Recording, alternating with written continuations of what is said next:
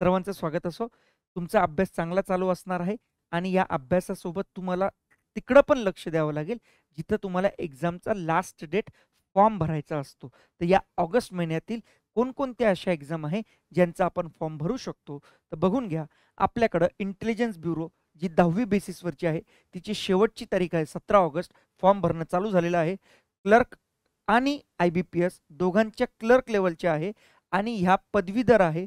ठीक आहे, म्हणजे ग्रॅज्युएशन लागतं. एक 26 ऑगस्ट आणि एक 21 ऑगस्ट. त्यानंतर GMCच्या 2 एक्झाम्स आलेल्या आहेत. एक मुंबईची आहे, एक पुण्याची आहे. एक 6 सप्टेंबर आणि एक 31 ऑगस्ट. आणि त्यानंतर महानगरपालिकेच्या पण 2 एक्झाम्स आहे. एक ठाणे आणि एक मीरा भाईंदर. दोघंही मुंबईच्याच आहे. एक 2 सप्टेंबर, एक 20 सप्टेंबर ह्या शेवटच्या तारखा आहेत. ठीक आहे. परंतु शेवटपर्यंत थांबायचं का नाही, आपण पहिल्यांदाच फॉर्म भरून घ्यायचा.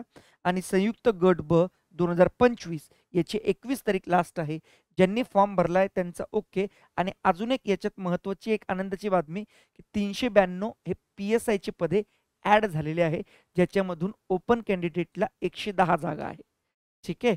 आणि UPSC EPFO याची 18 ऑगस्ट आहे. आता तुम्हाला माहीतच आहे आज 15 ऑगस्ट आहे. त्यानिमित्ताने या सर्व बॅचेसवर म्हणजे वेगवेगळ्या टाईपच्या या सर्व बॅचेसमध्ये अंकगणित आणि बुद्धिमत्ता असतो. आणि तुम्हाला माहीतच आहे विदाऊट अंकगणित आणि बुद्धिमत्ता तुम्ही काहीही कोणती एक्झाम कट ऑफ पार करू शकत नाही. ठीक आहे. तर या 15 ऑगस्ट निमित्त आपण वेगवेगळ्या बॅचेस कोणत्याही टाईपचे बॅच असो ज्यामध्ये अंकगणित आणि बुद्धिमत्ता आहे, सर्व बॅचेस तुम्हाला 399 मध्ये म्हणजे कोणतीही एक बॅच 399 मध्ये भेटणार. आज हा शेवटचा दिवस आहे 15 ऑगस्टचा. तर लवकरात लवकर ॲडमिशन घ्या. कसं घ्यायचं? तुम्हाला ॲप्लिकेशन डाउनलोड करावं लागेल.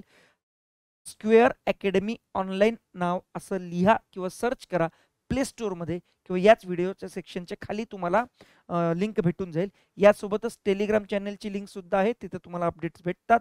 तर तिथून तुम्ही ह्या बॅच परचेस करू शकतात. कोड असणार आहे इंडिपेंडन्स. तसं मी तिथं कोड लावलेला आहे, फक्त त्याच्यावर क्लिक करावं लागतं. तर भेटूया बॅचमध्ये. परत एकदा सांगतोय, विदाऊट अंकगणित आणि बुद्धिमत्ता तुम्ही कोणत्याही येणाऱ्या परीक्षांचा कट ऑफ पार करू शकत नाही.